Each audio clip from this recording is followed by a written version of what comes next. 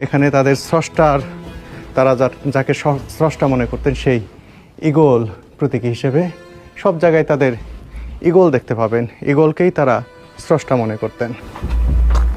জাবাল আল বানাত থেকে নাবাতিয়ানদের আরও বেশ কিছু নিদর্শন দেখতে এবার আমরা যাব জাবাল আল আহমারের দিকে। চারপাশের ভূমিরূপ আর অদ্ভুত আকৃতির পাহাড়গুলো দেখছি আর অবাক হচ্ছি। পাহাড় ঘেরা এই বিশাল সমভূমিতে গড়ে ওঠে হেগরা নগরী তথা মাদাইন সালে।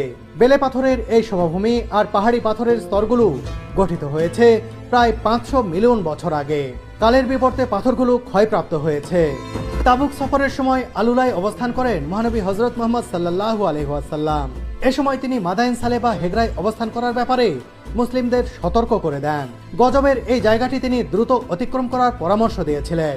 কিন্তু 2019 সাল থেকে এই জায়গাটি ঘিরে সুদূরপ্রসারী পর্যটন কার্যক্রম শুরু করেছে সৌদি আরব। প্রশ্ন উঠতেই পারে, নবীজি সাল্লাল্লাহু আলাইহি ওয়াসাল্লামের সতর্কবার্তার পরও কেন এখানে পর্যটনের ব্যবস্থা করা হলো, আর আমাদের মতো পর্যটকরাই বা কেন আসছে? এর সপক্ষে ইসলামিক স্কলাররা বিভিন্ন যুক্তি দিচ্ছেন। প্রথমত, নবীজি বলেছেন এই জায়গাটি দ্রুত অতিক্রম করতে। সেই হিসেবে এখানে এসে রাত্রি যাপন কিংবা দীর্ঘ সময় অবস্থান না করে শুধুমাত্র শিক্ষা লাভ ও জ্ঞান আহরণের উদ্দেশ্যে অল্প সময়ের জন্য ভ্রমণে কোনো বাধা নেই। কারণ এর মাধ্যমে মানুষ চাক্ষুষ জানতে পারবে যে আল্লাহর নির্দেশ অমান্য করার শাস্তি কেমন হতে পারে।